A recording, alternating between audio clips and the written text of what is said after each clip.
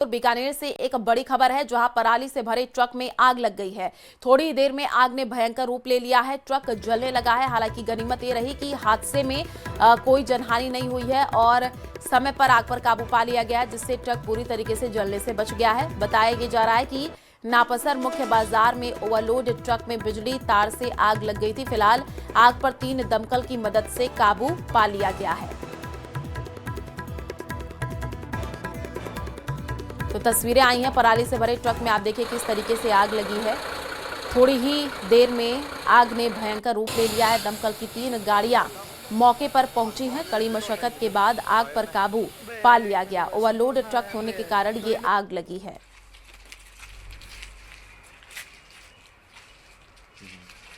तो बीकानेर की ये तस्वीर है, आपको दिखा रहे हैं। दमकल की 3 गाड़ियां मौके पर पहुंची हैं और कड़ी मशक्कत के बाद आग पर काबू पा लिया गया है। ओवरलोड ट्रक होने के कारण भीषण आग लगने की ये तस्वीर है। बीकानेर की पराली से भरे ट्रक में आग लग गई है।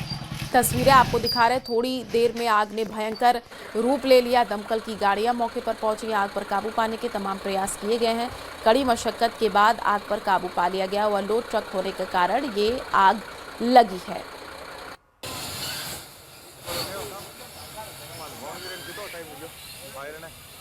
एक मिनट भाई, संतोष ना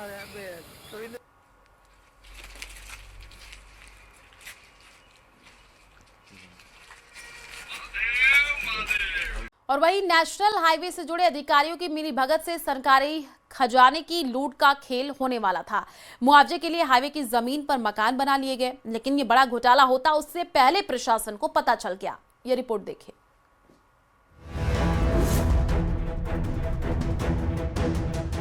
हाईवे की सर्वे रिपोर्ट लीक, मुआवजा माफिया का खेल सरकारी लूट के लिए तैयार।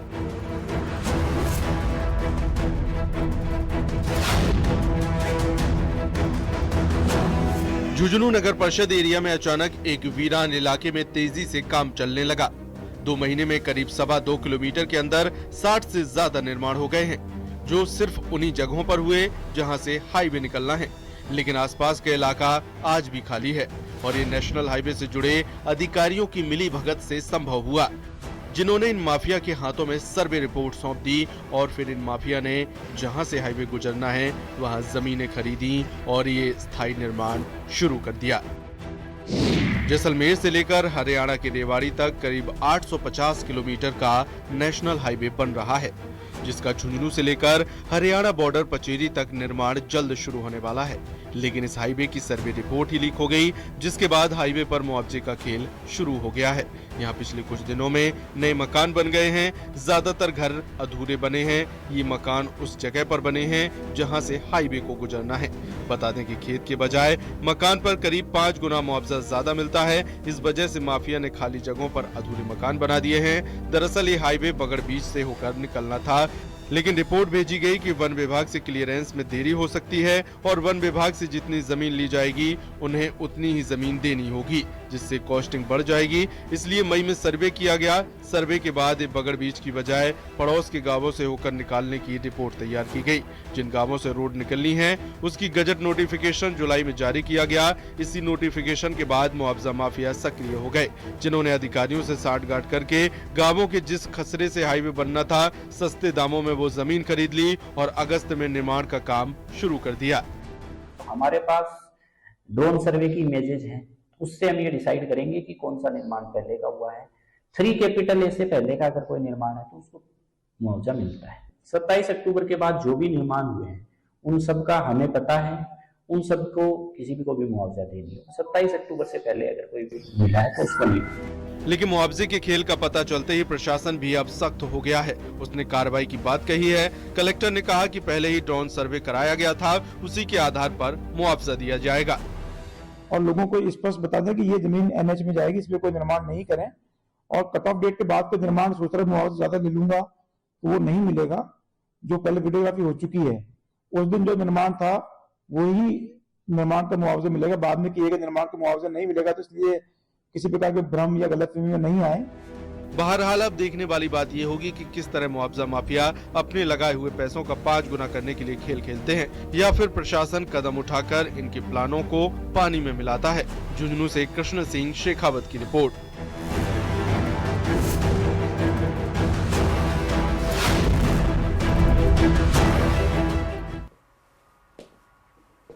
और इसी बीच जयपुर से बड़ी खबर है। आज उदयपुर और पाली के दौरे पर रहेंगे सीएम भजनलाल। लालबाग, रड़कपुर रोड और सादड़ी में कई कार्यक्रम होने हैं। सभी कार्यक्रम में सीएम शामिल होंगे। दोपहर 2 बजे का वक्त होगा। सीएम जयपुर एयरपोर्ट से उदयपुर के लिए रवाना होंगे। 3:45 का वक्त होगा। सीएम उदयपुर से सादड़ी के लिए रवाना हो जाएंगे और 4:20 से 5:05 तक लालबाग, रड़कपुर रोड, सादड़ी में स्थानीय कार्यक्रम में शिरकत करेंगे। इसके बाद वो उदयपुर वापस लौटेंगे। शाम 7 बजे जयपुर लौटने का कार्यक्रम सीएम का बताया जा रहा है।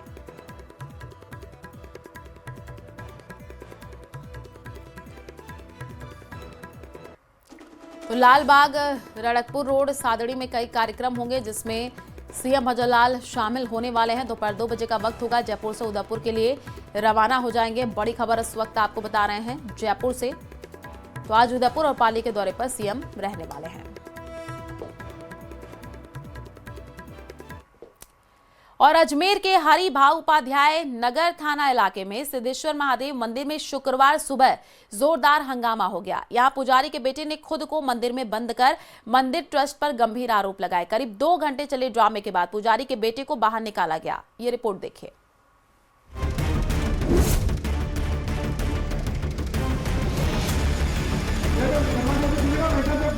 सिद्धेश्वर महादेव मंदिर में जोरदार हंगामा। पुजारी के बेटे ने खुद को मंदिर में किया बंद। पुलिस की दखल के बाद मामला हुआ शांत।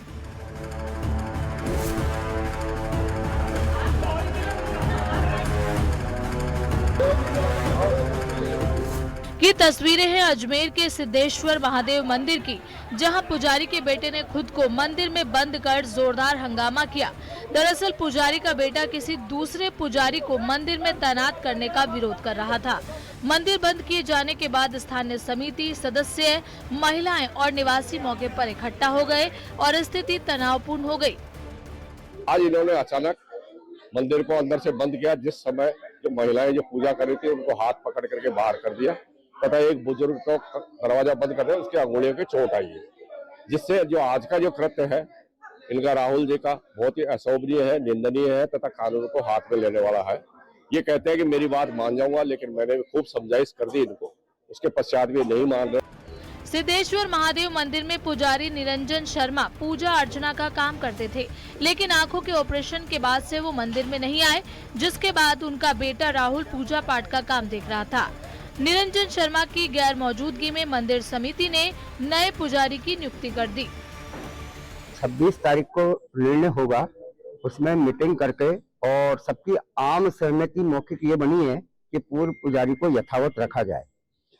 और इतना गंभीर विषय नहीं है, ये एक परिवार का मैटर है, उसे हमने बैठ करके निपटा लिया है। राहुल शर्मा का आरोप है कि कुछ समिति पदाधिकारी उन्हें और उनके पिता को बेवजह परेशान कर रहे हैं और पूजा पाठ में हिंदू रीति रिवाजों का सही से पालन नहीं किया जा रहा। कोई समाधान न निकलने पर थाना पुलिस, पटवारी, तहसीलदार और प्रशासनिक टीम मौके पर पहुंची। करीब 2 घंटे की समझाइश के बाद ये सहमति बनी कि 26 नवंबर तक निरंजन शर्मा ही पूजा करेंगे। अभी कमेटी ने सप्ताह 10 दिन पहले कोई निर्णय लेकर के और दूसरा पुजारी रख लिया और पुराने वाले पुजारी जी की जगह दूसरा पुजारी नियुक्त कर दिया। इस बात को लेकर के जो पुराने पुजारी है उनका लड़का है वो सुबह आज मंदिर में आकर के बैठ गए और जो नया पुजारी रखा उसका विरोध किया। उसके पश्चात भी जो कॉलोनी वाले हैं, कमेटी वाले और पुजारी परिवार है, इनके बीच में वार्ता हुई और अब 26 तारीख तक पुराने पुजारी जी सेवा पूजा करेंगे और 26 को कार्यकारिणी की मीटिंग होकर के जो भी निर्णय होगा इस पर दोनों पक्षों में सहमति बनी है।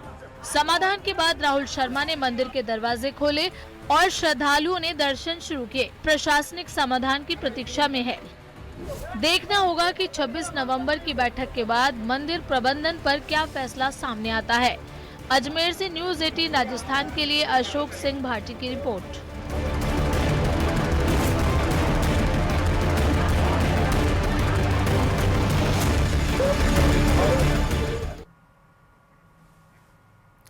जयपुर से बड़ी खबर है। 30,000 अनफिट ई रिक्शों पर गाज गिरेगी। जी हां, सड़कों से बाहर करने की तैयारी शुरू हो गई है। 5,000 पंजीयन किए जा चुके हैं निलंबित। RJ14 की सीरीज ई QR S सीरीज के लगभग 30,000 ई रिक्शाओं की फिटनेस खत्म। अब तक 20,000 ई रिक्शाओं को नोटिस जारी किए जा चुके हैं। शेष 10,000 को भी नोटिस जारी किए जा रहे हैं। 5,000 ई रिक्शाओं के पंजीयन निलंबित किए जा चुके हैं। 25,000 के निलंबन की तैयारी कर रहे हैं। 15 दिसंबर तक फिटनेस नहीं तो पंजीयन निलंबित होंगे। ट्रैफिक कंट्रोल बोर्ड में भी ई रिक्शाओं पर चर्चा हुई है। ई रिक्शाओं की बेतहाशा वृद्धि पर चिंता जताई गई है।